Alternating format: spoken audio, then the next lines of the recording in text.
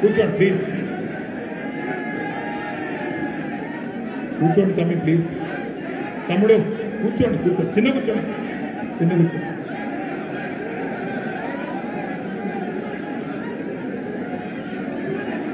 గౌరవనీయులైన స్థానిక శాసనసభ్యులు పెద్దలు, ఉప్పల్ నియోజకవర్గ ఎమ్మెల్యే, ఈరోజు మీకు ఇక్కడ ఆతిథ్యం ఇచ్చిన గౌరవ శ్రీ బండారి లక్ష్మారెడ్డి గారికి, గౌరవనీయులు మన హుజూరాబాద్ నియోజకవర్గ శాసనసభ్యుడు సోదరుడు పాడి కౌశిక్ రెడ్డి గారికి, అట్లాగే ఈరోజు మన ఈ కార్యక్రమానికి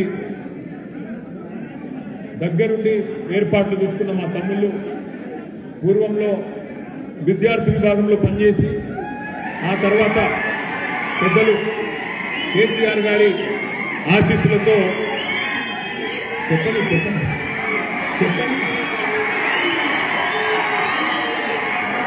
శాసనసభ్యులుగా చెప్పనీరా భయ్ చెప్పనీరా తమ్ముడు, పార్లమెంట్ సభ్యులుగా శాసనసభ్యుడిగా పనిచేసిన తమ్ముడు బాల్కా సుమన్ గారు, అట్లాగే శాసనసభ్యుడిగా పనిచేసిన తమ్ముడు గ్యాదరి కిషోర్ కుమార్ గారు, అదేవిధంగా ఇంకా మా సోదరులు మల్కాజ్గిరి నియోజకవర్గ, మల్కాజ్గిరి పార్లమెంట్ నియోజకవర్గ బాధ్యులు రాగిడి లక్ష్మారెడ్డి గారు, ఇంకా గౌరవనీయులైన సోదరులు శాసనసభ్యులు ఉన్నారు, శాసన మండలి సభ్యులు ఉన్నారు, ఇంకా మిగతా మిత్రులు ఉన్నారు, పత్రికా మిత్రులు ఉన్నారు. అందరికంటే ముఖ్యంగా పొద్దున్నుంచి ఇప్పటిదాకా అందరికంటే ముఖ్యంగా పొద్దున్నుంచి ఇప్పటిదాకా కూర్చోరాదే కూర్చోతాం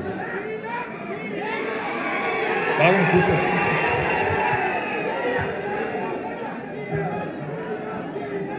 గౌరవనీయులు మాజీ మంత్రివర్యులు సూర్యాపేట శాసనసభ్యులు పెద్దలు జగదీశ్వర్ రెడ్డి గారు, గౌరవనీయులు కవి గాయకులు శాసన మండలి సభ్యులు పెద్దలు తెలంగాణ ఉద్యమ బిడ్డ అన్న దేశపతి శ్రీనివాస్ గారు, ఇంకా నేను ఎవరెవరో పేర్లు చెప్పలేదో వారందరూ కూడా ముందే మన్నించాలని కోరుతూ, ఉదయం నుంచి ఇప్పటిదాకా ఓపికగా ఈ కార్యక్రమంలో శిక్షణ తరగతుల కార్యక్రమంలో పాల్పంచుకుంటున్న మా చెల్లెళ్లకు, మా తమ్ముళ్లకు పేరు పేరున అందరికీ హృదయపూర్వకంగా నమస్కారం. మీరు కొద్దిసేపు మాట్లాడిస్తే మాట్లాడతా, పొమ్మంటే పోతాం, మీ ఇష్టం. జర్ర కొద్దిసేపు ఎక్కువసేపు కాదు. పొద్దున్నుంచి చాలా విలువైన విషయాలు మీరందరూ కూడా విన్నారు. మన పార్టీ నాయకుల నుండి చాలా విషయాలు తెలుసుకున్నారని నేను అనుకుంటా ఉన్నాను. పొద్దున పెద్దలు మాజీ మంత్రివర్యులు హరీష్ రావు గారు చాలా వివరంగా తెలంగాణలో సాగునీటి రంగం గురించి, ముఖ్యంగా బనకచెర్ల ప్రాజెక్టు పేరిట ఈరోజు చంద్రబాబు నాయుడు గారు, ఆయన శిష్యుడు రేవంత్ రెడ్డి గారు ఆడుతున్న ఒక నాటకం గురించి, తెలంగాణ ప్రజలకు గోదావరి నీళ్లను శాశ్వతంగా దూరం చేసే కుట్ర గురించి సవివరంగా మీకు చెప్పే ఉంటారని చెప్పి నేను అనుకుంటా ఉన్నా. విన్నారా లేదా? అర్థమైందా? అర్థం కాలేదా? మెటీరియల్ మొత్తం వచ్చిందా? ఫోన్లోకి వచ్చిందా? తర్వాత అట్లాగే పెద్దలు జగదీశ్వర్ రెడ్డి గారు రాష్ట్రంలో ప్రస్తుతం ఉన్న రాజకీయ పరిస్థితులు, తెలంగాణ స్వీయ అస్తిత్వము, ఏ రకంగా మన నాయకుడు పెద్దలు కేసీఆర్ గారిని ఇవాళ వేధించడానికి లేదా మనను రాజకీయంగా ఇబ్బంది పెట్టడానికి ఏ రకంగా కాంగ్రెస్ బీజేపీ ఒకటై స్వీయ రాజకీయ అస్తిత్వ పతాక అయిన బీఆర్ఎస్ పార్టీ మీద ఏ రకంగా దాడి చేసే ప్రయత్నం చేస్తున్నారో, ఎందుకు మన అస్తిత్వాన్ని కాపాడుకునే క్రమంలో ఏ రకంగా ముందుకు పోవాలో సవివరంగా వారు చెప్పింటారని చెప్పి నేను అనుకుంటా ఉన్నాను. అట్లాగే పెద్దలు దేశపతి శ్రీనివాస్ గారు కూడా చాలా విషయాలు చెప్తుంటారు. నేను మీ అందరినీ రిక్వెస్ట్ చేసేది, మీ అందరినీ కోరేది ఒకటే. ప్రస్తుతం బీఆర్ఎస్ పోరాటం రాబోయే 3 సంవత్సరాల పాటు, ముఖ్యంగా ఏ విద్యార్థి నాయకులైతే ఆనాడు ప్రతి యూనివర్సిటీ కేంద్రాన్ని కథన రంగంగా మార్చి, ఒక యుద్ధ భూమిగా మార్చి, ఆనాడు తెలంగాణ సత్తా ఏందో, తెలంగాణ బిడ్డల సత్తా ఏందో దేశం మొత్తం తెలిసే విధంగా ఉస్మానియాలో కానీ, కాకతీయలో కానీ, మహాత్మా గాంధీలో కానీ, శాతవాహనాలో కానీ, పాలమూరు యూనివర్సిటీలో కానీ, తెలంగాణ యూనివర్సిటీలో కానీ ప్రతి యూనివర్సిటీలో విజృంభించి ఆనాడు మీరు పోరాటం చేసిన పద్ధతిని మొత్తం దేశమంతటా కూడా తెలంగాణ యూనివర్సిటీలో కానీ ప్రతి యూనివర్సిటీలో విజృంభించి ఆనాడు మీరు పోరాటం చేసిన పద్ధతిని మొత్తం దేశమంతటా కూడా దేశం మొత్తం కూడా నివ్వెరపోయి చూసింది, ఆశ్చర్యపోయింది. ఈనాటి యువతలో ఇంత పోరాట పట్టుకున్నదా, తమ మాతృభూమి కోసం ఇంత త్యాగం చేసే ఒక గొప్ప లక్షణం ఇంకా ఈరోజు యువతలో ఉంది అని మొత్తం దేశం గుర్తించే విధంగా ఆనాడు తెలంగాణ బిడ్డలు, మన తెలంగాణ విద్యార్థులు ఎక్కడి వాళ్ళక్కడ విజృంభించిన విషయాన్ని నేను పిల్లలు అమరులైనారో పొద్దునుంచి నీకు చాలా మంది వక్తలు కూడా చెప్పే ఉంటారు. మా తమ్ముడు ఎర్రల శ్రీనివాస్ ఇక్కడే ఉన్నాడు, అట్లాగే మా తమ్ముడు రాకేష్ ఉన్నాడు, దూదిమెట్ల బాలరాజు, ఇంకా చాలా మంది విద్యార్థి ఉద్యమం నుంచి వచ్చిన సోదరులు, మరి అద్భుతమైన నాయకులుగా ఎదిగిన సోదరులు, కార్పొరేషన్ల చైర్మన్లుగా పనిచేసిన సోదరులు, జిల్లా పరిషత్ చైర్మన్లు అయిన వాళ్ళు ఉన్నారు, జిల్లా పరిషత్ ఉపాధ్యక్షులైన వాళ్ళు ఉన్నారు, చాలా మంది మరి ఉన్నతమైన పదవులు అధిష్ఠించిన వాళ్ళు ఉన్నారు. ఆనాడు ఉద్యమంలో ముంగట ఉండి ఉద్యమాన్ని నడిపిన నాయకులు వీళ్ళంతా. కానీ ఈరోజు పరిస్థితి భిన్నం. ఆ రోజు తెలంగాణ కావాలి, తెలంగాణ వస్తేనే మన సమస్యలు పరిష్కారం అయితే అని చెప్పి మనం అందరం కూడా, ఇటు విద్యార్థులు అదేవిధంగా అటు వయోవృద్ధులు అందరూ కూడా ఒకటే తాటి మీదకి వచ్చి ఆనాడు సబ్బండ వర్ణాలు సకల జనులు కథం దొక్కిన విషయం కేసీఆర్ గారి నాయకత్వంలో మీ అందరికి తెలుసు. కానీ ఈరోజు పరిస్థితి భిన్నం. రాష్ట్రం వచ్చిన తర్వాత 10 ఏళ్ల పాటు బ్రహ్మాండంగా కేసీఆర్ గారి నాయకత్వంలో ఇటు సంక్షేమం అటు అభివృద్ధి జోడెద్దుల మాదిరిగా సమాజంలో ఏ ఒక్క పేదవాడు కూడా ఒక కేసీఆర్ గారి పథకం అందలేదు అనే ఒక అవకాశం ఇవ్వకుండా అద్భుతంగా కేసీఆర్ గారు పరిపాలించినారు. పెద్దలు చెప్తా ఉంటారు, మన దగ్గర తెలంగాణలో హనుమంతుని గుడి ఉండని ఊరు ఉండదంటారు. అట్లాగే కేసీఆర్ పథకం అందని ఇల్లు లేదు అనే మాట కూడా అక్షరసత్యం. ఆ రకంగా 200 రూపాయల పెన్షన్ 2000 చేయడం అయితేనేమి, ఆడపిల్ల పెళ్లికి 1,116,000 ఇచ్చి ఆడకూతురు పెళ్లికి అప్పుల పాలు కాకుండా 15 లక్షల మంది ఆడకూతుర్ల పెళ్లిలు చేయడం అయితేనేమి, అట్లాగే మాతా శిశు మరణాలు తగ్గియాలే, ఇన్స్టిట్యూషనల్ డెలివరీలు పెంచాలన్న ఉద్దేశంతో కేసీఆర్ కిట్ లాంటి మానవీయమైన పథకం పెట్టి మగ పిల్లోడు పుడితే 12,000 రూపాయలు ఇచ్చి, ఆడబిడ్డ పుడితే 13,000 రూపాయలు ఇచ్చి 14 లక్షల మంది ఆడకూతుర్లకు కేసీఆర్ కిట్లు అందిస్తేనేమి, ఈ రకంగా ఎన్నో రంగాలలో సంక్షేమంలో ఒక స్వర్ణయుగాన్ని తలపించే విధంగా కేసీఆర్ గారి పాలన సాగింది. వ్యవసాయం గురించి అయితే నేను చెప్పాల్సిన అవసరం లేదు. మీరందరూ కూడా బహుశా గ్రామీణ ప్రాంతాల నుంచి వచ్చిన బిడ్డలు కాబట్టి రైతు కుటుంబాల నుంచి వచ్చిన వాళ్ళని నేను అనుకుంటా ఉన్నాను. 78 ఏళ్ళైంది భారతదేశానికి స్వాతంత్రం వచ్చి. ఏ ముఖ్యమంత్రి ఏ ప్రధానమంత్రి కూడా రైతులకు కేసీఆర్ గారు చేసినంతగా ఎన్నడూ ఆలోచన చేయలేదు, కార్యక్రమాలు కూడా అమలు చేయలేదు. 78 సంవత్సరాల్లో ఒకే ఒక్క ముఖ్యమంత్రి కేసీఆర్ 73,000 కోట్ల రూపాయలు 70 లక్షల రైతుల ఖాతాల్లో రైతు బంధు పేరిట అటు వాన పడుతుంటే ఇటు నాట్లేసే టైం వస్తే టకాటగా బ్రహ్మాండంగా మీకు ఆ ఖాతాలలో డబ్బులు పడ్డ పరిస్థితి. ఒక రైతు ఏ కారణం చేత చచ్చిపోయినా, సహజ మరణమైనా అసహజ మరణమైనా ఆ కుటుంబానికి ఇబ్బంది కావద్దని చెప్పి ప్రపంచంలో ఎక్కడ లేదు రైతు బీమా. 5 లక్షల రైతు బీమా అందించిన నాయకుడు కేసీఆర్ గారు. 200 పెన్షన్ను 2,000 చేసిన నాయకుడు కేసీఆర్. 500 వికలాంగుల పెన్షన్ను 6,000 చేసిన నాయకుడు కేసీఆర్ గారు. ఇట్లా చెప్పుకుంటూ పోతే ఇంకో గంట సేపు చెప్పొచ్చు. ఇప్పటికే బహుశా చాలా మంది వక్తలు ఈ విషయాలన్నీ కూడా చెప్పుంటారు. ఇప్పుడున్న పరిస్థితి సరే, 10 ఏళ్ళు మనం అద్భుతంగా నడిపినాం. భారతదేశంలోనే తెలంగాణను ఒక అగ్రగామి రాష్ట్రంగా నిలబెట్టినాం. ఆనాడు 2014లో మనకు కాంగ్రెస్ ప్రభుత్వం అప్పజెప్పినాడు తెలంగాణను. భారతదేశంలో మన ర్యాంకు వ్యవసాయంలో 12వ ర్యాంకు. 12వ ర్యాంకు నుంచి 2022 సంవత్సరానికి పంజాబ్ను హర్యానాను వెనుకకు నూకేసి నంబర్ 1 రాష్ట్రంగా భారతదేశంలో నిలబెట్టిన నాయకుడు కేసీఆర్. ఒక వ్యవసాయంలోనే కాదు, తలసరి ఆదాయంలో పర్ క్యాపిటల్ ఇన్కంలో తెలంగాణ ఏర్పడ్డ నాడు మన ర్యాంకు 14 భారతదేశంలో. 29 రాష్ట్రాలుంటే ఎక్కడో మధ్యలో ఉన్నాం ఆనాడు మనం. కానీ 2022 సంవత్సరం కల్లా భారతదేశంలోనే తలసరి ఆదాయంలో అగ్రభాగాన్ని నిలబెట్టి 1,12,000 రూపాయల తలసరి ఆదాయంతో కాంగ్రెస్ వాళ్ళు మనకు అప్పజెప్పిపోతే 3,57,000 రూపాయలకు దాన్ని తీసుకొని పోయిన నాయకుడు కేసీఆర్ గారు అనే మాట నేను మీకు గుర్తు చేస్తా ఉన్నా. 5 మెడికల్ కాలేజీలు ఉండేది తెలంగాణలో, దాన్ని 33 మెడికల్ కాలేజీలుగా మరి ఒక తెల్ల కోట్ల విప్లవానికి మరి నాంది పలికింది మన నాయకుడు కేసీఆర్ గారు. చెప్తూ పోతే గురుకుల పాఠశాలలు 200 ఉన్న గురుకుల పాఠశాలలను 1022 చేసుకున్నాం. ప్రతి జిల్లాకు ఒక మెడికల్ కాలేజ్, ప్రతి జిల్లాకు ఒక నర్సింగ్ కాలేజ్ పెట్టి ఒక విప్లవాన్నే భారతదేశంలో సృష్టించినాం. ఇందులో మనకు మోడీ గారి సహకారం 0. భారతదేశం మొత్తంలో 157 మెడికల్ కాలేజీలు ఇస్తే మనకిచ్చింది గుండు 0. భారతదేశంలో ఎక్కడెక్కడో ఐఐటీలు ఇచ్చినారు, ఐఐఎంలు ఇచ్చినారు, ఎన్ఐటీలు ఇచ్చినారు, ఐసర్ అనే ఇన్స్టిట్యూషన్లు కూడా ఇచ్చినారు. కానీ తెలంగాణకు ఏ ఒక్క జాతీయ ఇన్స్టిట్యూషన్ ఇవ్వలేదు. సరిగదా తెలంగాణకు కనీసం చట్టపరంగా ఇవ్వాల్సిన నవోదయ పాఠశాలలు కూడా మనకి ఇవ్వకుండా మనని ఇబ్బంది పెట్టింది మోడీ ప్రభుత్వం. కానీ ఎవరో వస్తారు ఏదో చేస్తారు అని కేసీఆర్ గారు ఎదురు చూడలేదు. తన పాటికి తాను తెలంగాణ ప్రజల దయతో ఆశీర్వాదంతో పని చేసుకుంటూ 10 ఏళ్ల పాటు ఇటు విద్య కావచ్చు, అటు వైద్యం కావచ్చు, వ్యవసాయం కావచ్చు, పరిశ్రమలు కావచ్చు, పల్లె ప్రగతి కావచ్చు, పట్టణ ప్రగతి కావచ్చు, ఒక సమతుల్య సమగ్ర సమీకృత సమ్మిళితమైన అభివృద్ధిని పేదవాడి నుంచి పెద్దవాడి దాకా అందరికీ కూడా ఆమోదయోగ్యమైన పద్ధతుల్లో ప్రభుత్వాన్ని అత్యంత పారదర్శకంగా నడిపింది కేసీఆర్ గారు. ఇవాళ నేను మీ అందరిని ఒకటే కోరుతా ఉన్నా, ఆలోచించమని కోరుతా ఉన్నా. మరి ఏం జరిగింది? ఎందుకు 10 ఏళ్ల తర్వాత ప్రజలు మరి 1.85% తేడాతో మనకు మళ్ళీ తిరిగి అధికారం ఇవ్వలేదు? ఇది మనందరం కూడా అర్థం చేసుకోవాల్సిన అవసరం ఉంది. కుట్రలు ఎట్లా ఉంటాయి రాజకీయంగా, మరి ఏ రకంగా మనం నేరుగా ఎదుర్కోలేక డైరెక్ట్గా తలపడలేక యుద్ధంలో ప్రత్యక్ష ఎన్నికల్లో గెలిచే ధైర్యం లేక ఏ రకంగా కుట్రలకు తెరలేపినారో అర్థం చేసుకోవాల్సిన అవసరం ఉంది. మీకు ఒక 3 కుట్రల విషయంలో నేను మీకు వివరించే ప్రయత్నం చేస్తాను.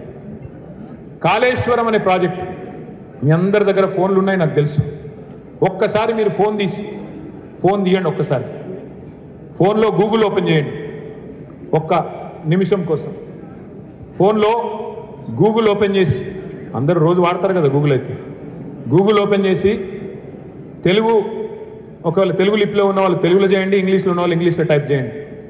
తెలుగు లిపిలో వాడేటోళ్ళు ప్రపంచంలో అతిపెద్ద లిఫ్ట్ ఇరిగేషన్ ప్రాజెక్ట్ అని టైప్ చేయండి. ప్రపంచంలో, నాకు తెలుస్తా నీకు కూడా తెలుసు కానీ గూగుల్లో చెప్పని రాదు. అట్లాగే ఇంగ్లీష్ బ్రౌజర్ వాడేటోళ్ళు world's largest lift irrigation project, world's largest lift irrigation project. ఏంది సమాధానం? ఏంటిది? కాళేశ్వరం ప్రాజెక్ట్. ఇది నేను చెప్తలేను, మీరు చెప్తలేరు, గూగుల్ చెప్తున్నది. గూగుల్ అంటే ప్రపంచవ్యాప్తంగా విశ్వవ్యాప్తంగా ఉండే ప్రతి మనిషి వాడే సెర్చ్ ఇంజిన్ గూగుల్.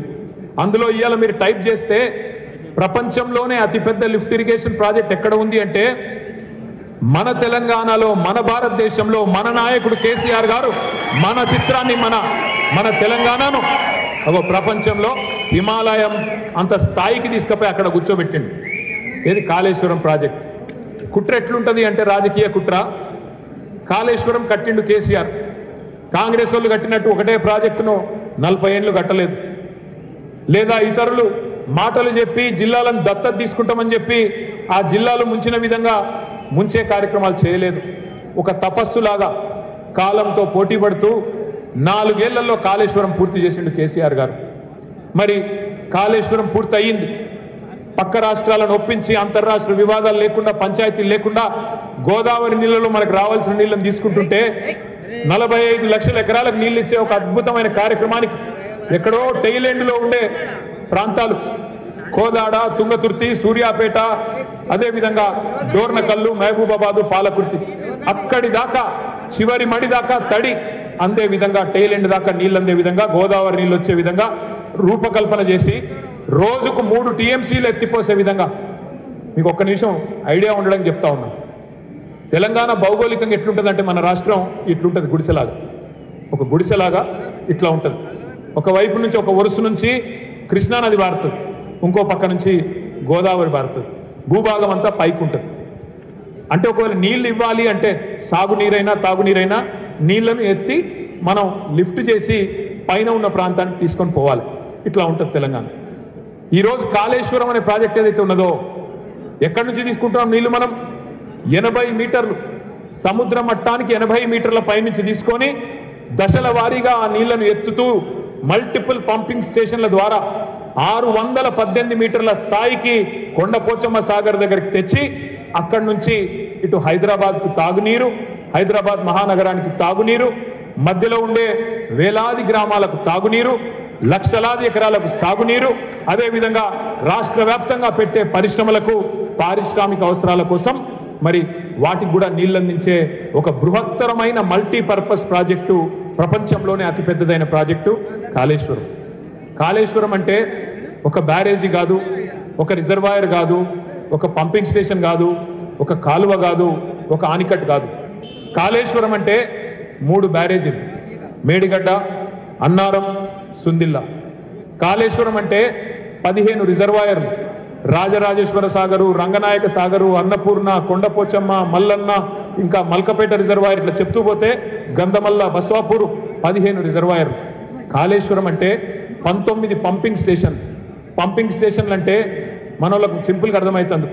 ఇప్పుడు మీ నాన్నగారో మీ తాతగారో వ్యవసాయం చేసేటప్పుడు బోర్లు వేస్తారు మన పొలంలో.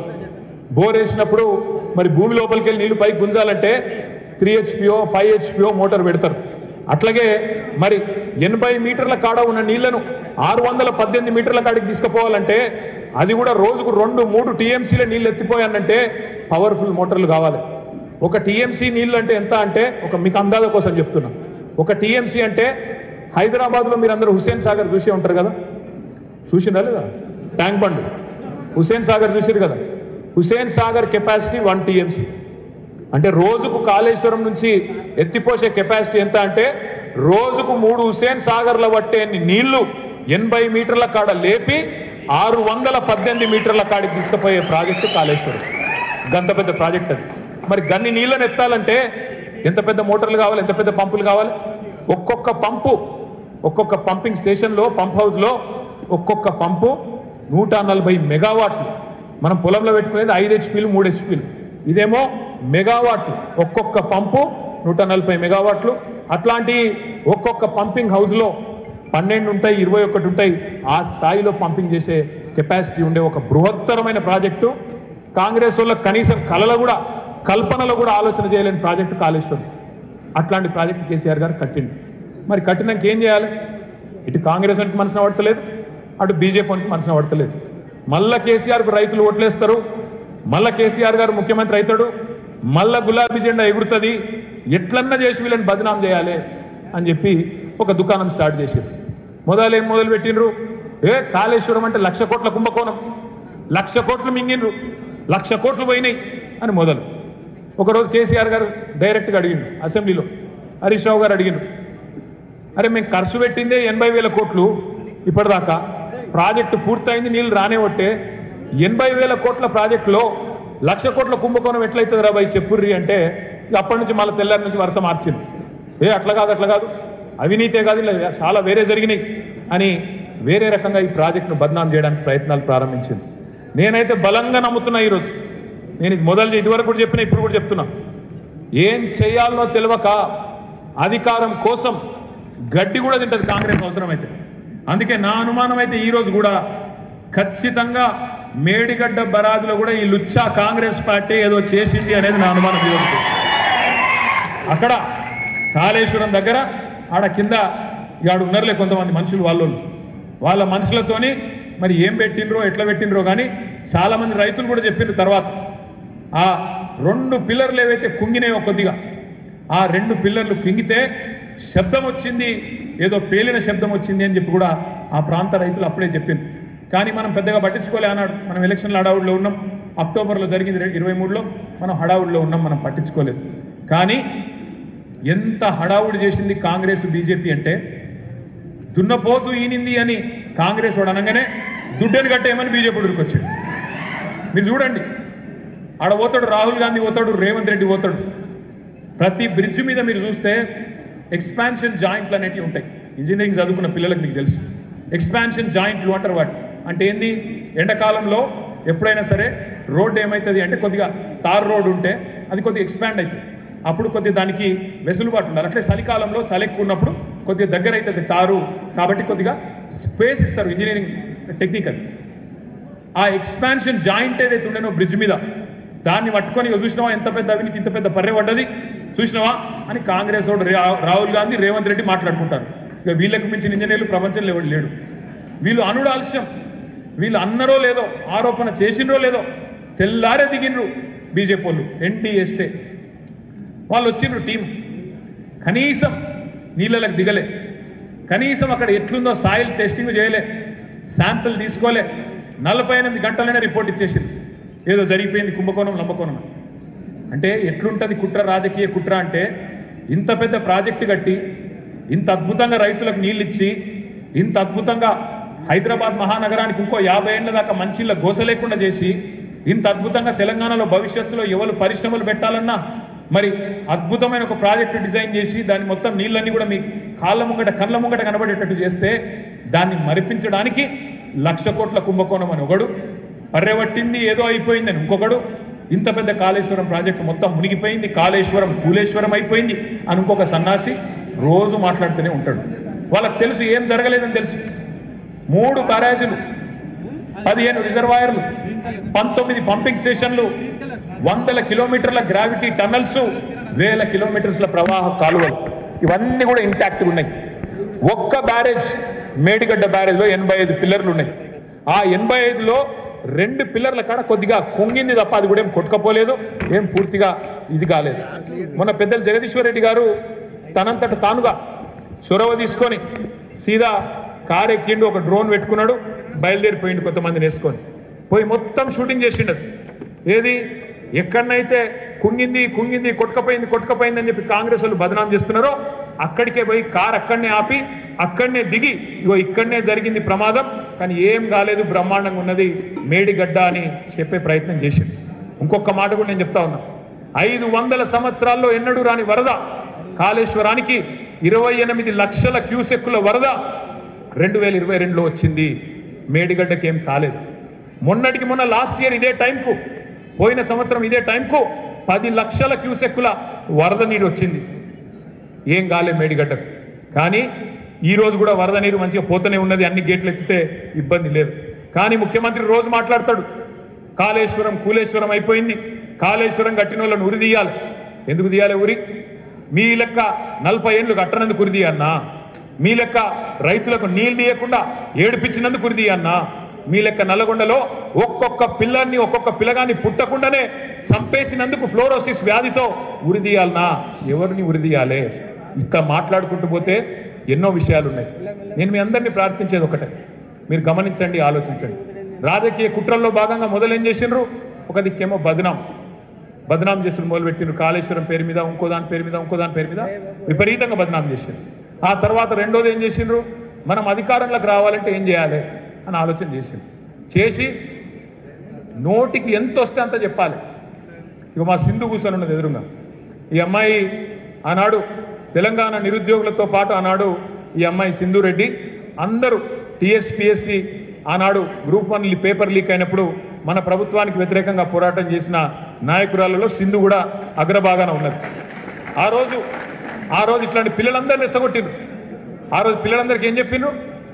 2 ఉద్యోగాలు ఉడగొట్టుండ్రి, కేసీఆర్ ఉద్యోగం ఉడగొట్టుర్రి, కేటీఆర్ ఉద్యోగం ఉడగొట్టుర్రి, మీకు 2 లక్షల ఉద్యోగాలు వస్తాయి అని చెప్పి సింధును కానీ ఇంకా చాలామంది ఆ రోజు గ్రూప్స్ పరీక్షలు రాసే పిల్లలను కానీ రెచ్చగొట్టి రాష్ట్ర వ్యాప్తంగా వాళ్ళ ఇళ్లకు వాళ్ళ ఊర్లకు పంపించి వాళ్ళ తల్లిదండ్రులను వాళ్ళ అమ్మా నాయనలను వాళ్ళ నాయనమ్మలను వాళ్ళ అమ్మమ్మలను కాళ్ళు మొక్కి మీరు కేసీఆర్కి మాత్రం ఓటేయకుండ్రి, మీకు నీళ్ళు ఇచ్చిండు కావచ్చు, రైతు బంధు ఇచ్చిండు కావచ్చు, పెళ్లికి పైసలు ఇచ్చిండు కావచ్చు, అవ్వకు పెన్షన్ ఇస్తుండు కావచ్చు, కానీ నాకు ఉద్యోగం వస్తలేదు, మరి కేసీఆర్కు ఓటేయకపోతేనే కాంగ్రెస్కు ఓటేస్తేనే నాకు ఉద్యోగం వస్తుంది అని చెప్పి పిల్లలను రెచ్చగొట్టి ఊళ్ళకు పంపించింది.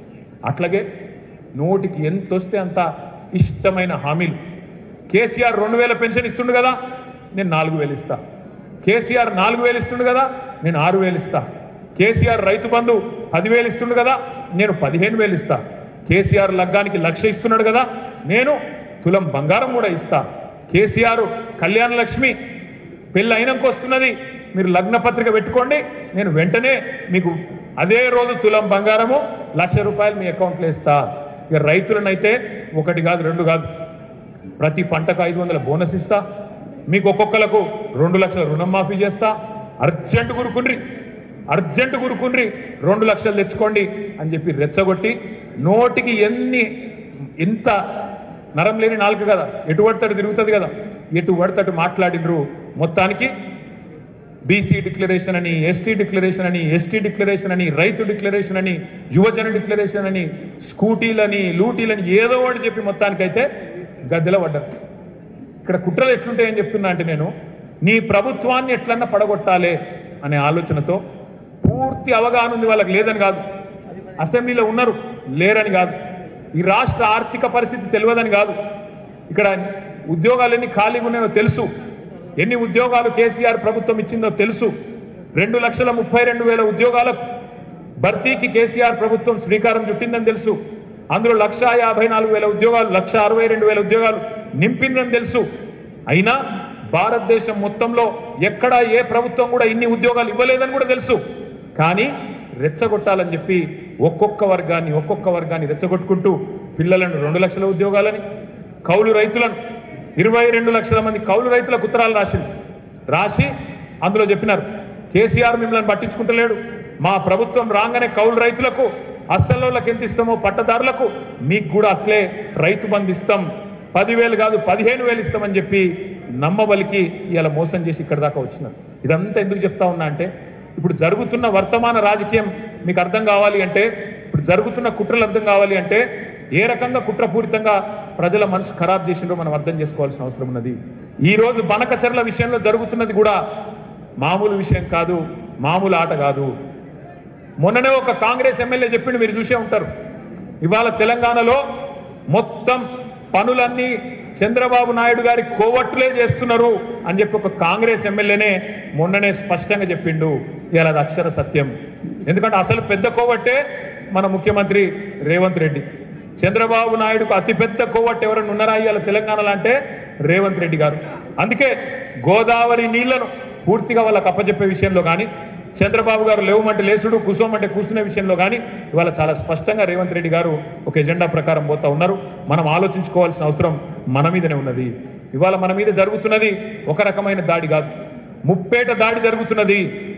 ముప్పేట దాడి. కాంగ్రెస్ ఒకవైపు నుంచి, బీజేపీ మరొక వైపు నుంచి, చంద్రబాబు నాయుడు మరొక వైపు నుంచి, ముగ్గురు కూడా ఇవాళ ఏకమై తెలంగాణ అస్తిత్వానికి గుర్తింపుగా ఉన్న కేసీఆర్ గారిని, గులాబీ జెండాని ఎట్టి పరిస్థితుల్లో లేకుండా చేయాలి, మా ఆటలు ఇక్కడ సాగాలి అంటే ఖచ్చితంగా కేసీఆర్ను గెలవనియద్దు, ఈ పార్టీని మళ్ళీ గెలవనియద్దు అనే కుట్రపూరితమైన జెండాతో వాళ్ళు పనిచేస్తూ ఉన్నారు. ఇది మనకు అర్థం కానంత కాలం, ఇది మనం అర్థం చేసుకోనంత కాలం, అర్థం చేసుకున్న వాళ్ళం 10 మందికి చెప్పనంత కాలం మనం నష్టపోతూనే ఉంటాం, తెలంగాణ నష్టపోతూనే ఉంటుంది. ఎక్కడనో ఏపీలో ఏదో రిజర్వాయర్ కడుతున్నారు, మిగులు జలాలు వాడుకుంటున్నారు, మనకేమి ఇబ్బంది అని కొంతమంది అమాయకంగా అడుగుతూ ఉన్నారు. పొద్దున హరీష్ రావు గారు చెప్పింటారు, కానీ నేను ఒకటే ఒక మాటలో చెప్తా. మిగులు జలాల విషయంలో 3,000 టీఎంసీల విషయంలో ఏవైతే సముద్రంలోకి పోతున్నాయో వాటి విషయంలో మన డిమాండ్ ఒకటే, బీజేపీ నోరు తెరవాలే, కేంద్ర ప్రభుత్వం నోరు తెరవాలే. ఆ 3,000 టీఎంసీలలో మనకు దామాషా ప్రకారం, క్యాచ్మెంట్ ఏరియా ప్రకారం, అవార్డుల ప్రకారం, గతంలో కేటాయించిన నీటి కేటాయింపుల ప్రకారం 1950 టీఎంసీలు తెలంగాణకి ఇచ్చినాక ఏ ప్రాజెక్టు కట్టుకున్నా మనకు అభ్యంతరం లేదు. అట్లాగే నికర జలాల్లో కూడా 1486 టీఎంసీలకు గాను 968 టీఎంసీలు తెలంగాణకి ఇచ్చినాక మీరేం కట్టుకున్నా మాకు అభ్యంతరం లేదు. కానీ ఇది ఎవరు స్పష్టం చేయాలి? రేవంత్ రెడ్డో చంద్రబాబు నాయుడు కాదు, కేంద్ర ప్రభుత్వం స్పష్టంగా అవార్డు పాస్ చేస్తూ తెలంగాణ వాటా నికర జలాల్లో 950 టీఎంసీలు, మిగులు జలాల్లో గోదావరిలో 1950 టీఎంసీలు మీకు, మిగిలిన కిందికి అంటే మనకు అభ్యంతరం లేదు. కానీ ఏ పర్మిషన్ లేకుండా, సెంట్రల్ వాటర్ కమిషన్ పర్మిషన్ లేదు, పోలవరం ప్రాజెక్ట్ అథారిటీ క్లియరెన్స్ లేదు, Godavari river management board permission లేదు, అట్లాగే సిడబ్ల్యూసి క్లియరెన్స్ కూడా లేకుండా, ఏది లేకుండా, ఎపెక్స్ కౌన్సిల్ పర్మిషన్ కూడా లేకుండా ప్రాజెక్టు కడతాం, దానికి మీ ఇద్దరం కూడా కమిషన్లు పంచుకుంటాం, అటు చంద్రబాబు నాయుడు గారు ఇటు రేవంత్ రెడ్డి గారు ఇద్దరు బదులుకొని గోదావరి మీద సర్వ హక్కులు తెలంగాణకు నష్టం చేస్తూ, తెలంగాణ గొంతుకొస్తూ ఇష్టం ఉన్నట్టు పంచుకుంటామంటే మాత్రం చూస్తా ఊరుకోవడానికి మనం సిద్ధంగా లేము. నేను నిజంగా హృదయపూర్వకంగా బీఆర్ఎస్ని అభినందిస్తా ఉన్నా.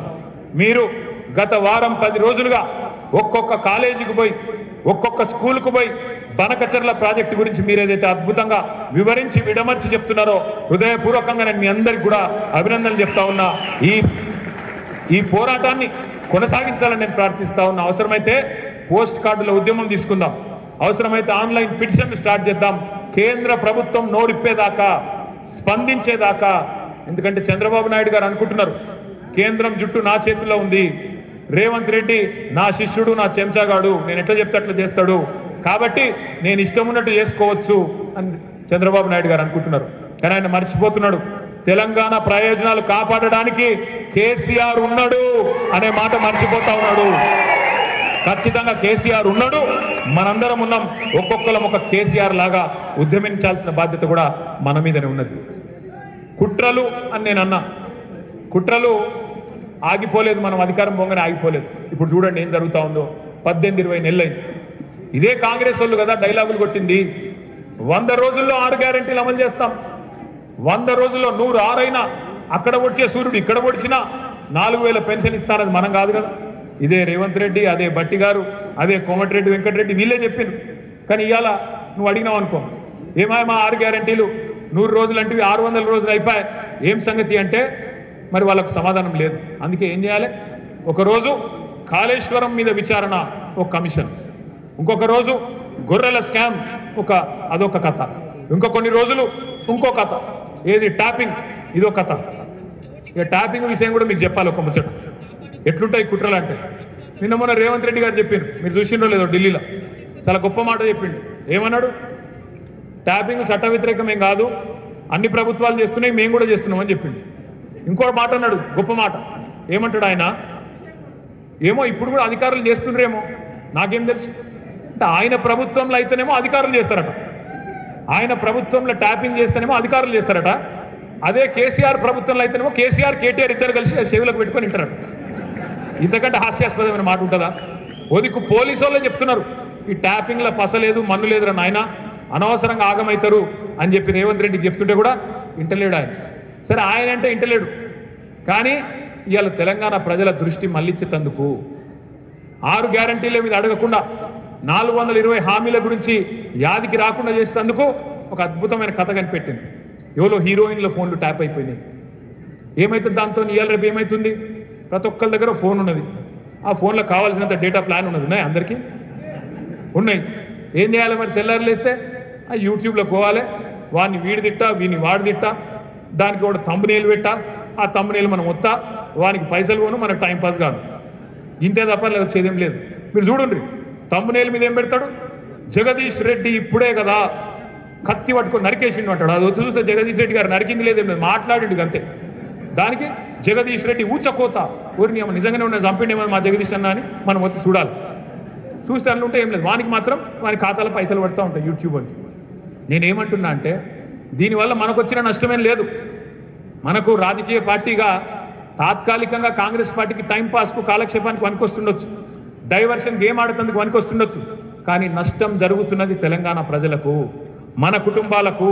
ఇవాళ 20 నెలలు అయిపోయింది, నెలకు 2500 ఇస్తానని చెప్పి 20 నెలలు అయిపోయింది. 20 నెలలు మన ఆడబిడ్డలకు రేవంత్ రెడ్డి ప్రభుత్వం ఎంత బాకీ ఉన్నది? నెలకు 2500, 20 నెలలు ఎంత బాకీ ఉన్నది? లెక్కలలో వీకా మీరంతా, లెక్కల స్టూడెంట్స్ లేరా ఇక్కడ? 20 నెలలు 2500, 50,000 రా తమ్మి, అంతే, ఏం లేదన్న. 50,000 రేవంత్ రెడ్డి బాకీ ఉన్నాడా లేదా? రేవంత్ రెడ్డి ప్రభుత్వం వచ్చినాక ఇప్పటికీ దగ్గర 7 లక్షల పెళ్లిళ్ళు అయినాయి, 7 లక్షల లగ్గాలు అయినాయి. మరి 7 లక్షల లగ్గాలంటే ఎన్ని తులాల బంగారం బాకీ ఉన్నాడు? 7 లక్షల తులాలు బాకీ ఉన్నాడా? ఇది యాద్ చేయాలి మనం. అట్లాగే రైతు బంధు 15,000 ఇస్తా అన్నాడు, 2 సార్లు ఎగ్గొట్టిండు. మనమేమో ఆనాడు కేసీఆర్ గారి ప్రభుత్వం ఉన్నప్పుడు నాట్లప్పుడు రైతు బంధు వేసేది, రేవంత్ రెడ్డి ఏమో ఓట్లప్పుడు మాత్రమే వేస్తాడు, పార్లమెంట్ అప్పుడు ఒకసారి, మళ్ళీ పంచాయతీ ఎలక్షన్లప్పుడు ఒకసారి. కేసీఆర్ గారు ముందే చెప్పిండు కాంగ్రెస్ నమ్మితే రైతు బంధు రామ్ అవుతుందని చెప్పిండా లేదా? అయ్యిందా? ఈ మాట యాద్ చేయాలి. అట్లాగే ఒక్క మాట గట్టిగా గుర్తుపెట్టుకోండి, మనకి ఇవాళ ఎన్నడూ లేవని గొంతులు కూడా లేస్తున్నాయి. ఇవాళ 10 ఏళ్ళు నోరు మూసుకొని ఉన్న గొంతులు, 10 ఏళ్ళు మాట్లాడేందుకు భయపడ్డోళ్ళు ఇలా రేవంత్ రెడ్డి ముఖ్యమంత్రి కాగానే ఎగిరెగిరి పడుతున్నారు. అసలు తెలంగాణ ఏంది, తెలంగాణ మీ జాగీరా అని మాట్లాడుతున్నారు. ఇవాళ యాది పెట్టుకోండి, మనకి ఇవాళ మీడియా సపోర్ట్ లేదు. ఇప్పుడు ఇంతసేపు కెమెరాలు పెట్టారు కదా, ఎవరు చూపెట్టుతుంది అది అడుగుతుంది. ఏదో వీళ్ళ ఉపసక పాపం వీళ్ళ ఉద్యోగాలకు తప్ప ఎవడు చూపెట్టాడు. నేనేమంటున్నా అంటే వీళ్ళు ఎవరు మనకు సపోర్ట్ లేదు. మనకి ఇవాళ ఉన్నది ఒకటే ఒక్క అస్త్రం, సోషల్ మీడియానే మనం ముంగటున్న ఒకటే ఒక్క అస్త్రం. ఎవరి దగ్గరికి పోయే అవసరం లేదు, మీరు ఎవరి గురించి బాధపడే అవసరం లేదు. మీరు చేయాల్సిన పనుల్లో ఒకటే, మీ ఊళ్ళే మీ కళ్ళ ముంగట ఇలా చెప్పులు కనబడుతున్నాయి, ఎరువుల దుకాణాల ముంగట చెప్పులు కనబడుతున్నాయి క్యూలా. మళ్ళొక్కసారి ఆధార్ కార్డులు చెప్పులు ఆనాటి రోజులు తెస్తాడంటే నిజంగానే ఆనాటి రోజులు వచ్చినాయి. మళ్ళా ఆనాటి రోజులు మళ్ళా చెప్పుల వరుసలు కనబడుతున్నాయి. మీరు చేయవలసిందల్లా ఒకటే, ఒక ఫోటో కొట్టుండ్రి, ఒక వీడియో తీయండి, వాట్సాప్లో పెట్టుండ్రి. ఈ చెత్త ప్రభుత్వం ప్రజా పాలన అంటే ప్రజలను సతాయిస్తున్న ప్రభుత్వం అని ఒక్క మాట పెట్టండి. మీరు ఒక్కొక్కరు ఒక్కొక్క కేసీఆర్ లాగా సోషల్ మీడియాలో విజృంభించాలని చెప్పి నేను కోరుతా ఉన్నా బీఆర్ఎస్ విద్యార్థులను.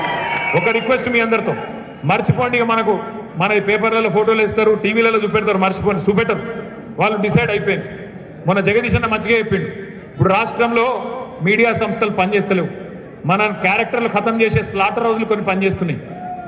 స్లాటర్ హౌజ్ అంటే ఇరికే కదా, కీమా కింద కొట్టేటి స్లాటర్ హౌజులు గవి పనిచేస్తున్నాయి కొన్ని.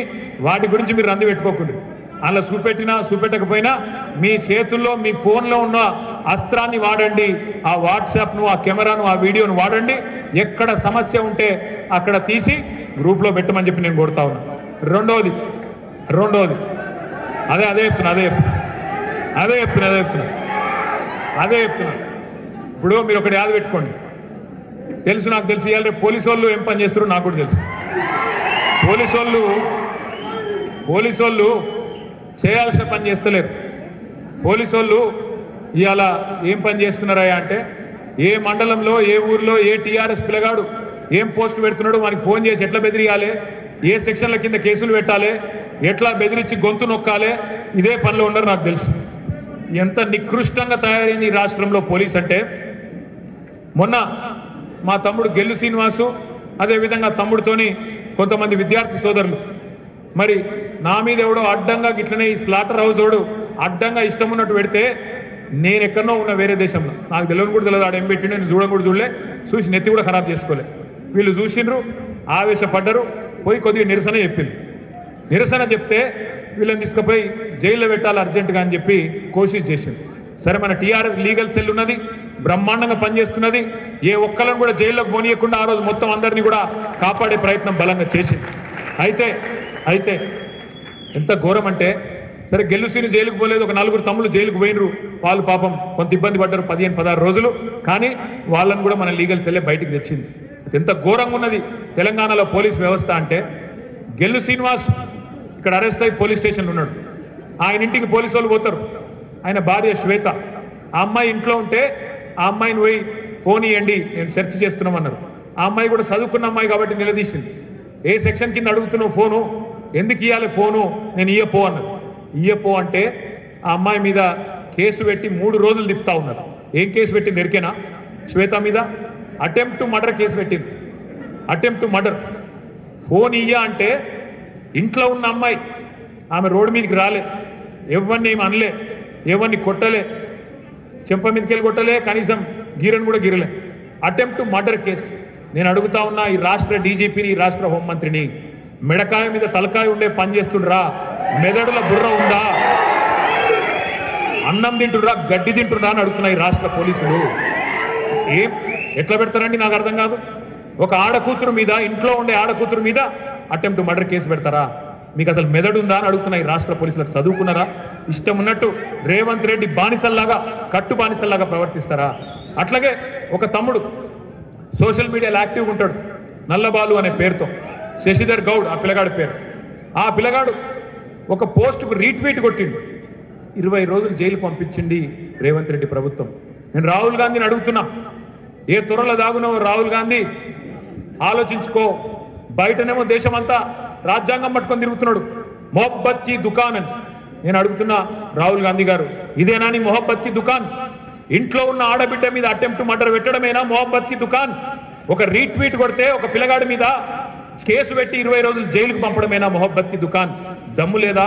ప్రజాస్వామ్యంలో ప్రతిపక్షాలు సంధిస్తున్న ప్రశ్నలకు సమాధానం చెప్పే సత్తా లేదా నీ ముఖ్యమంత్రికి, నీ మంత్రివర్గానికి? ముంగటకొచ్చి చర్చ కూర్చునే దమ్ము లేదా? అసెంబ్లీలో మేము సంధిస్తున్న ప్రశ్నలకు జవాబు చెప్పే సత్తా లేదా? భయమైతుందా? మా జగదీష్ రెడ్డి గారిని అసెంబ్లీ నుండి మాట్లాడి గట్టిగా దబాయిస్తున్నాడని చెప్పి సస్పెండ్ చేసిండ్రు మొత్తం సెషన్ మొత్తం.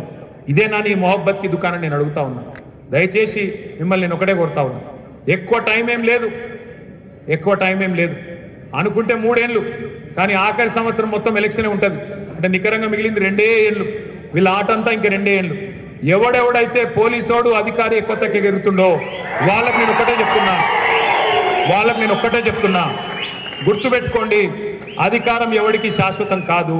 మీరు ఇవాళ రేవంత్ రెడ్డికి కట్టు బానిసల్లాగా ఎవరైతే వ్యవహరిస్తున్నారో ఆ అధికారులకు మాత్రమే నేను చెప్తా ఉన్నా, ఒక్కొక్కడి పేరు రాసి పెట్టుకోండి. తప్పకుండా 3 ఏళ్ల తర్వాత ఎవరేమన్నా వచ్చేది కేసీఆర్ ప్రభుత్వమే. ముమ్మాటికి అన్ని లెక్కలు సెటిల్ చేసే బాధ్యత మాది, మిత్తితో సహా ఇచ్చే బాధ్యత కూడా మాది. మీరు అనుమానం పెట్టుకోవద్దు. దయచేసి నేను మిమ్మల్ని ఒకటే కోరుతా ఉన్నా, ప్రజాస్వామ్యంలో మనం ప్రశ్నించడం బంద్ చేస్తే, ప్రజాస్వామ్యంలో మనం మాట్లాడడం బంద్ చేస్తే బాగుండు అని అధికార పక్షం అనుకుంటుంది. వాళ్ళ అరాచకాలను, వాళ్ళ కుంభకోణాలను బయట పెడితే అధికార పక్షం గడగడలాడుతుంది. మూసీలో 1,50,000 కోట్ల కుంభకోణం బయట పెడితే రేవంత్ రెడ్డికి లాగు దడిసిపోయింది, భయమైంది. వామ్మో మా మీద పడ్డారని చెప్పి తెల్లారే మా మీద ఉల్టా కేసులు, ఫార్ములా ఈ కేసు, కాళేశ్వరం కమిషను, విద్యుత్ మీద కమిషను, ఇదొక డ్రామా. కానీ మూసి ఆగిందా లేదా? 1,50,000 కోట్ల కుంభకోణాన్ని మన పార్టీ బయట పెట్టినాకనే, ప్రశ్నించినాకనే ఇలా ఆగే పరిస్థితి వచ్చింది. అట్లాగే లగచర్లలో ఆయన అల్లుడు ఫార్మా కంపెనీ పెడతానంటే కొడంగల్లో అల్లుడు గారి కోసం మరి అక్కడ ఉండే గిరిజన బిడ్డలను వాళ్ళ భూములు గుంజుకుంటూ వాళ్ళ ఇళ్లలోకి పోయి ఇష్టం వచ్చినట్టు అర్ధరాత్రి ఆడకూతురులను ముట్టకూడని చోట ముడుతూ చేయకూడని పనులు చేస్తూ అసభ్యంగా ప్రవర్తిస్తే మనం కదా గల్లీ నుంచి ఢిల్లీ దాకా ఆ ఆడకూతురులను తీసుకొని పోయి జాతీయ మానవ హక్కుల సంఘం, జాతీయ ఎస్సీ ఎస్టీ సంఘం, జాతీయ విమెన్ కమిషన్ దాకా తీసుకొని పోయి వాళ్లకు న్యాయం జరిగేదాకా, వాళ్ళు జైలు నుంచి విడుదలయ్యేదాకా పోరాడినం. కాబట్టే ఇవాళ లగచర్ల మొత్తం భారతదేశం దృష్టిని ఆకర్షించింది. అట్లాగే కంచె గచ్చిబౌలి భూముల విషయంలో హైదరాబాద్ సెంట్రల్ యూనివర్సిటీ విద్యార్థులు వీరోచితంగా పోరాటం చేస్తేనే కదా, విద్యార్థి శక్తికే కదా ఈ ప్రభుత్వం చేసిన లుచ్చా పని భారతదేశం మొత్తం తెలిసింది. అందుకే గుర్తుపెట్టుకోండి, ప్రశ్నిస్తే, పోరాడితే పోయేదేమీ లేదు, బానిస సంఖ్యలు తప్ప అన్న మహాకవి మాటను గుర్తు తెచ్చుకోమని చెప్పి నేను కోరుతా ఉన్నా. మా దృష్టిలో, మా అందరి దృష్టిలో మీ అందరినీ కోరేది ఒకటే, బీఆర్ఎస్వి అంటే విద్యార్థి విభాగం మాత్రమే కాదు, తెలంగాణ హక్కులను కాపాడి యుద్ధంలో ఫ్రంట్ లైన్ లో ఉండే ఫైట్ చేసే పోరాట వీరులు మీరు. మీకండగా, మీకు అనుక్షణం కంటికి రెప్పలాగా మిమ్మల్ని కాపాడుకోవడానికి మన లీగల్ సెల్ 24 గంటలు మీకు అందుబాటులో ఉంటుంది. ఎక్కడ ఏ అక్రమ కేసైనా మన హైదరాబాద్ లో కానీ జిల్లా కేంద్రాల్లో కానీ న్యాయవాదుల బృందాలు ఉన్నాయి, మిమ్మల్ని కంటికి రెప్పలా కాపాడుకుంటాయి. ఎవ్వరూ భయపడాల్సిన అవసరం లేదని చెప్పి కూడా నేను కోరుతా ఉన్నా. మిమ్మల్ని మనస్ఫూర్తిగా నేను రిక్వెస్ట్ చేసేది ఒకటే, భవిష్యత్ నేతలు కూడా మీరే, భవిష్యత్ రాజకీయం మీది, భవిష్యత్ నేతలు మీరు. మొన్ననే జగదీష్ నాకు 60 నిండింది, నాకు నిన్ననే 49 నిండింది. కాబట్టి భవిష్యత్తు మీది. ఇప్పుడు ఎవరైతే నాయకులు నడుం బిగిస్తారో, ఎవరైతే నాయకులు ముందుకొస్తారో, మరి ఎవరైతే విద్యార్థి వీరులు ప్రజా సమస్యల మీద గట్టిగా గలమెత్తుతారో వాళ్ళే రేపటి రోజున తెలంగాణ తలరాత మార్చే నాయకులుగా, తలరాత రాసే నాయకులుగా ఎదుగుతారు. ముఖ్యంగా మహిళా రిజర్వేషన్ వస్తున్నది, మీ అందరికీ తెలుసు. 3వ వంతు సీట్లు మా ఆడబిడ్డలకే రాబోతా ఉన్నాయి. ఎవరైతే గట్టిగా కొట్లాడతారో, ఎవరైతే గట్టిగా విజృంభిస్తారో రేపటి రోజున పార్టీ కూడా మిమ్మల్నే గుర్తిస్తుంది, మిమ్మల్నే ఎత్తుకుంటుంది, మీకే సీట్లు ఇస్తుంది అనే మాట కూడా నేను ఇస్తా ఉన్నా. దయచేసి గట్టిగా మగవాళ్ళ కంటే ఇంకో 2 అడుగులు ఎక్కువ గట్టిగా కొట్లాడాలని చెప్పి కూడా మా చెల్లెమ్మలను నేను మనస్ఫూర్తిగా కోరుతా ఉన్నా. అట్లాగే ఇంకొక పని కూడా చేయబోతా ఉన్నాం. లీగల్ సెల్ బాగా పనిచేస్తుంది, కానీ మీకు కూడా లీగల్ విషయాలు కూడా తెలియాలి. కొంతమంది మిత్రులు నన్ను అడుగుతూ ఉంటారు, అన్న పోలీసు వాళ్ళు పట్టుకొని ఫోన్ గుంజుకున్నారంటారు. మీరు ఫోన్ ఇవ్వాల్సిన అవసరం లేదు, అది సుప్రీంకోర్టులోనే ఉన్నది మ్యాటర్. ఇటువంటి చిన్న చిన్న విషయాలు మీకు కూడా తెలియాలి. అందుకే మన లీగల్ సెల్ ద్వారా జిల్లాల వారీగా మళ్ళీ మీకు లీగల్గా కూడా ఏమేమి మీకు రక్షణ ఉంది, ఇవన్నీ కూడా మీకు చెబుతూ జిల్లాల వారీగా విద్యార్థి శిక్షణ శిబిరాల్లో న్యాయ సలహాలు కూడా మీకు అందిస్తాం. ఎవరు భయపడవద్దని చెప్పి కూడా మళ్ళొక్కసారి హృదయపూర్వకంగా నేను కోరుతా ఉన్నా. అట్లాగే మరి నేను ఇంకొక మాట కూడా మీ అందరినీ కోరుతా ఉన్నా. వాళ్ళ కేసీఆర్ గారు తన ప్రాణాన్ని ఫనంగా పెట్టి సావు నోట్లో తలబెట్టి తెలంగాణ తెచ్చిన విషయం మనకు తెలుసు. మీ పోరాటం కేసీఆర్ నాయకత్వం ఇలా సాధించి పెట్టింది మనకు మన తెలంగాణలో మరి మన హక్కులను మనం కాపాడుకుంటూ 95% భారతదేశంలో ఏ రాష్ట్రంలో లేదు. 95% reservation for locals in government jobs భారతదేశంలో ఏ రాష్ట్రంలో లేదు. ఒక్క తెలంగాణలో మాత్రమే అది సాధించింది మన నాయకుడు కేసీఆర్ గారు అనే మాట గుర్తుపెట్టుకోవాలని చెప్పి కూడా నేను కోరుతా ఉన్నా. ఇట్లా మన పిల్లల ప్రయోజనాలు, మన రైతుల ప్రయోజనాలు, మన మహిళల ప్రయోజనాలు ఇవన్నీ కూడా ఒకవైపు కేసీఆర్ గారు మరి కాపాడే ప్రయత్నం చేస్తే, ఇవాళ మన మెడ మీద కత్తి పెట్టి నెల రోజుల గడువు పెట్టి తెలంగాణ జల హక్కులకు పిండం పెట్టే కుట్రను రేవంత్ రెడ్డి చంద్రబాబు నాయుడు కలిసి చేస్తే ఊకుందామా, చూస్తూ మరి మౌనంగా ఉందామా ఆలోచించమని చెప్పి నేను కోరుతా ఉన్నా. కేంద్రంలో ఉన్న బీజేపీ ఇవాళ పెద్దన్న పాత్ర పోషిస్తలేదు. ఇవాళ తెలంగాణ జలాలను తన్నుకపోయే గద్ద పాత్ర పోషిస్తున్నది. తెలంగాణ జలాలను ఇవాళ మనకు కాకుండా చేసే పాత్రను బీజేపీ పోషిస్తూ ఉన్నది. అందుకే మిమ్మల్ని నేను కోరేది, ఈ ముప్పేట దాడి నుంచి మనం గట్టిగా తట్టుకొని నిలబడాలంటే ఎవరు రారు, ఎవరు ఏం చేయరు. మన రాష్ట్రాన్ని మనమే కాపాడుకోవాలి. ఎట్లనైతే రాష్ట్రాన్ని సాధించుకున్నామో అట్లాగే రేపటి రోజున ఈ రాష్ట్ర ప్రయోజనాలు కూడా మనమే చూసుకోవాలని చెప్పి కూడా నేను కోరుతా ఉన్నా. చివరిగా నేను చెప్పేది ఒకటే, ఇవాళ నేను మిమ్మల్ని ప్రార్థించేది, కోరేది చివరిగా ఒకే ఒక్క మాట. మనం సోషల్ మీడియాలో కేసులకో లేదా కాంగ్రెస్ నాయకులు చేసే చిల్లర మల్లర మాటలకో భయపడాల్సిన అవసరం లేదు, బాధపడాల్సిన అవసరం లేదు. ఎక్కడికక్కడ మీకు రక్షణగా ఉండడానికి బీఆర్ఎస్ నాయకత్వం మొత్తం మీకు అండగా ఉన్నది. కానీ మీరు మర్చిపోకూడని అంశం ఒకటే, ప్రజాస్వామ్యంలో అల్టిమేట్గా ఏ అధికారైనా ఏ నాయకుడైనా మళ్ళీ అల్టిమేట్గా భయపడేది ఒకటే ఒక్కదానికి, అది ప్రజా తీర్పు. మరి తొందరలోనే లోకల్ బాడీ ఎలక్షన్స్ రాబోతా ఉన్నాయి. ఎంపీటీసీ, జెడ్పీటీసీ, సర్పంచ్ ఎన్నికలు, మున్సిపల్ ఎలక్షన్లు రాబోతా ఉన్నాయి. నేను మా తమ్ముళ్లను, మా చెల్లెలను కూడా మనస్ఫూర్తిగా కోరుతా ఉన్నా. ఇదేదో మనకు సంబంధం లేని ఎలక్షను, ఆయన ఊళ్ళో నిలబడ్డాడు, ఈయన ఊళ్ళో నిలబడ్డాడు అని ఉత్తరగానే ఉండకండి. కాంగ్రెస్ చేసిన మోసాన్ని ఎక్కడికక్కడ ఎండగట్టండి. ఏ ఊరి కావురులో ఒక్కొక్క కేసీఆర్ లాగా మీరు విజృంభించాలి. ఏ ఊరి కావురు ఎవరు కారు గుర్తు మీద నిలబడితే ఆయనే ఒక కేసీఆర్ అనుకొని బ్రహ్మాండంగా వారి గెలుపు కోసం పనిచేయాల్సిన బాధ్యత విద్యార్థి విభాగం మీద కూడా ఉన్నది. బనకచర్ల కుట్రలను ఎండగడుతూనే, గోదావరి నీళ్ళని ఎత్తుకుపోయే కుట్రలు ఎండగడుతూనే, మరొక వైపు మన మీద జరుగుతున్న దాడిని ఎదుర్కొంటూనే ఈ స్థానిక సంస్థల ఎన్నికల్లో కూడా అద్భుతంగా పనిచేసి విద్యార్థి విభాగం తరఫున కూడా మన శక్తిని పార్టీకి అందించాలని కోరుతూ, తొందరలో మా తమ్ముడు గెలుపు కూడా ఇప్పుడు దగ్గర మనోడికి కూడా 40 ఏళ్ళు వచ్చినాయి. తొందరలో విద్యార్థి విభాగానికి కూడా కొత్త అధ్యక్షుడిని, ఒక చాకు లాంటి యువకుడిని లేదా యువతిని తొందరలోనే నియమించుకుందాం. కొత్త కార్యవర్గాన్ని వేసుకుందాం, తమ్ముడికి ప్రమోషన్ ఇచ్చుకుందాం. అట్లాగే మీ దానిలోంచే అద్భుతమైన పోరాట పటిమ ఉన్న కొత్త తరాన్ని తయారు చేసుకుందాం. భవిష్యత్ తెలంగాణ మీది, బంగారు తెలంగాణ నిర్మాతలు మీరు, కేసీఆర్ సైనికులు మీరు అనే మాట మీకు గుర్తు చేస్తూ మళ్ళొకసారి ఓపికగా పొద్దు నుంచి ఇప్పటిదాకా ఉన్నందుకు మీ అందరికీ ధన్యవాదాలు తెలియజేస్తూ, జై తెలంగాణ, జై తెలంగాణ.